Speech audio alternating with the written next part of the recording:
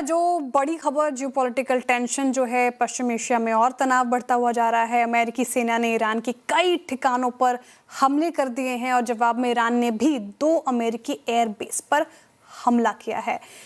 इसका दावा भी कर रहे हैं वो इनफैक्ट। लेकिन इसके बावजूद अगर आप देखिए ब्रेंट देखिए 92 के नीचे ही कामकाज कर, इनफैक्ट गिरावट है 1.5% के करीब।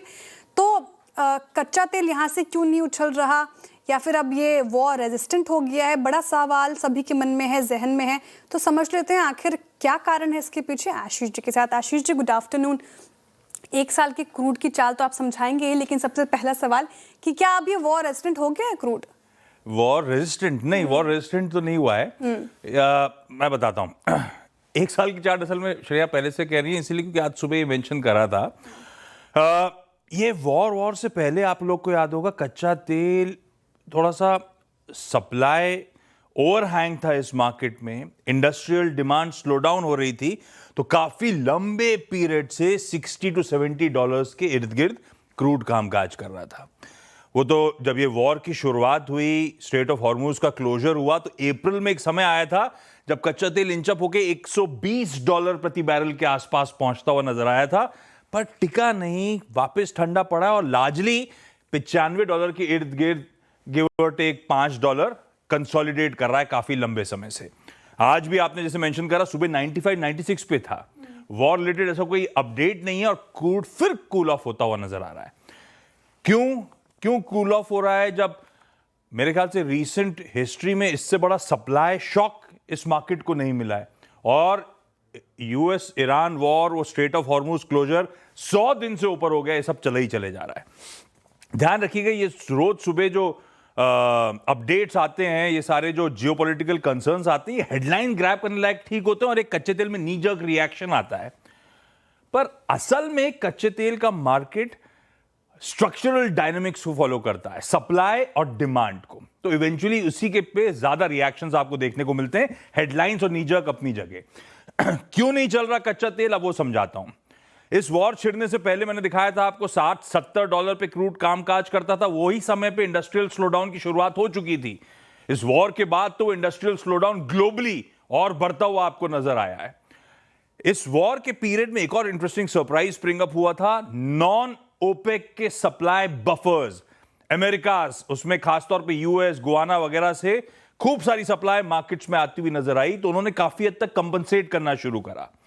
अच्छा, इन हाई प्राइसेस कच्चे तेल के एनर्जी कॉस्ट जो बढ़ रही थी, वो बड़ा मैक्रो हेडविंड था ग्लोबली, खास तौर पे एशिया के लिए। तो सारी कंट्रीज कोशिश कर रही थी अपनी फ्यूल सेविंग्स बढ़ाने की, है ना, सबके सब कोशिश कर रहे थे फ्यूल को रैशनलाइज करने की, तो और डिमांड कूल ऑफ होती चली गई। Even EIA, energy information administration की जो बहुत लेटेस्ट ग्लोबल डिमांड फोरकास्ट आई थी, उसमें उन्होंने अपने ग्लोबल डिमांड फोरकास्ट को रिड्यूस कर दिया था, यही सब देखते हुए। अच्छा, इसमें एक और चीज है, लॉजिस्टिकल बाईपासेस। मेरा मतलब है सऊदी अरेबिया कच्चा तेल भेजता था आपको स्ट्रेट ऑफ हॉर्मुज से, वो बंद हो गया, तो उन्होंने वाया रूट ढूंढा। 7 million barrels per day Red Sea के थ्रू आता है, उस स्ट्रेट ऑफ हॉर्मुज को इंटायरली बाईपास करके। ऐसे ही UAE सिग्निफिकेंटली अपने वॉल्यूम्स डायरेक्ट कर रहा है गल्फ ऑफ ओमान के थ्रू, वो भी बाईपास करने की कोशिश कर रहा है, तो यहां से सप्लाई आ रही है। और इंटरनेशनल वाटर्स में कहा जाता है फ्लोटिंग बफर्स हैं। फ्लोटिंग बफर्स मतलब जहाज ऑलरेडी, टैंकर्स ऑलरेडी आइडल खड़े हुए हैं कच्चे तेल के साथ, प्राइमरीली रशिया का ऑयल है, ये सबको पता है बाजार में। और ऊपर से जैसे हम लोग एक्सपेक्टेशंस लगा के बैठे हुए हैं, वैसे ये क्रूड के मार्केट भी एक्सपेक्टेशन लगा के बैठे हुए हैं कि एक नियर टर्म डिप्लोमेटिक रेजोल्यूशन आता हुआ नजर आएगा। ये सब रीजंस हैं।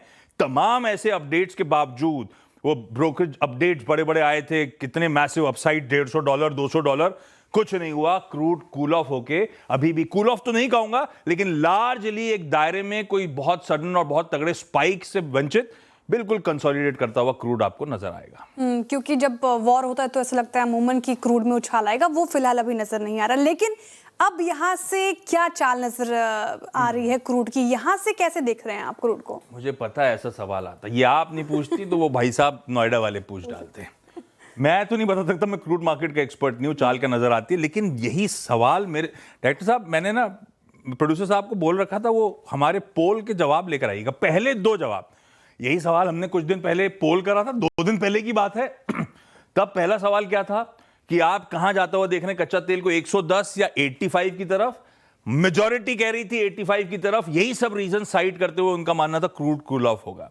इसी का दूसरा सवाल हमने क्या लिया था कि $150 की कोई पॉसिबिलिटी आपको नजर आती है? जो रह रहे के रिपोर्ट्स आ जाती है, खूब तेजी देखने को मिलेगी।